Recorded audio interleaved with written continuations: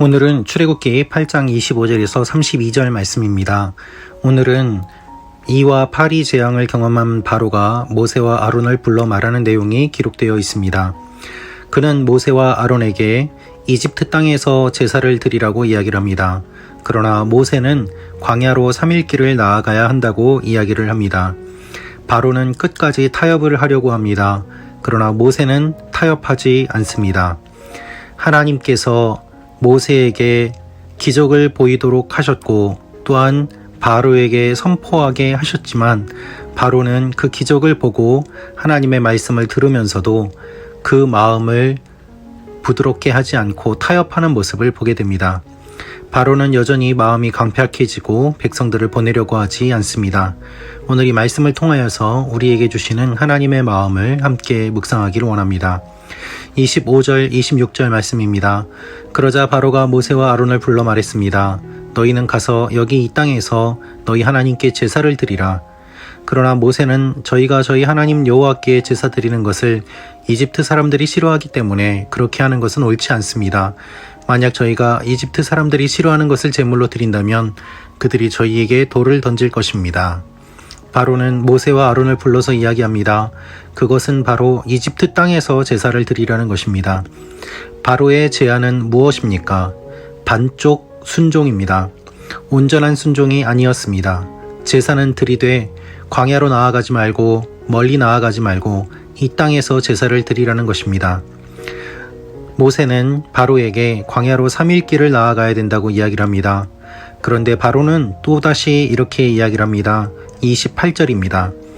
바로는 너희가 너희 하나님 여호와께 제사를 드리도록 광야로 내보내 주겠다. 그러나 너무 멀리 가면 안 된다. 그러니 너희는 이제 나를 위해 기도하라 하고 말했습니다. 바로는 이렇게 이야기합니다. 그렇다면 광야로 내보내 주겠다. 그러나 너무 멀리 가면 안 된다 라고 말입니다. 하나님께서는 바로에게 분명히 제안하십니다. 그것은 무엇인가 하면 광야에서 드려야 된다는 것이고 3일 길을 나아가야 된다는 것이었습니다. 너무 멀리 떨어지지 말라고 하는 바로의 이야기와는 별개로 하나님께서는 이제는 이집트에서 완전히 나와서 광야에서 제사 드려야 된다라고 말씀하신 것입니다. 그러나 바로는 끝까지 하나님 앞에 타협하려고 하고 또한 이스라엘 백성들을 보내려고 하지 않았습니다. 모세는 이렇게 이야기합니다. 29절입니다. 모세는 대답했습니다. 제가 당신 앞에서 나가자마자 내일 파리 때가 바로와 그의 신하들과 백성들에게서 떠나게 해달라고 여호와께 기도하겠습니다. 다만 바로께서 명심하실 것은 이 백성들을 보내 여호와께 제사를 드리게 하는 일에 더 이상 속임수를 써서는 안 된다는 것입니다. 그렇습니다. 모세는 바로에게 더 이상 속임수를 쓰지 말라고 이야기를 합니다. 바로가 어떠한 마음을 가지고 있는지 하나님이 알고 계셨고 모세가 알고 있었던 것입니다. 그러나 그럼에도 불구하고 이번에도 바로의 마음이 강팍해져서 백성들을 보내려고 하지 않았다고 기록되어 있습니다. 여러분, 바로의 모습은 어떻습니까? 끝까지 하나님 앞에서 자신이 갖고 있는 것들을 주장하려고 합니다. 순종은 하되 반쪽만 순종하라고 이야기합니다. 광야로 나아가지 말고 이 땅에서 제사드리라고 하고 그것으로 잘 이야기가 통하지 않게 되자 그러면 광야로 나아가되 너무 멀리 가지 말라고 이야기합니다. 끝까지 타협하고 제시하고 그리고 또한 협상하려고 합니다. 그것이 바로의 모습이었습니다.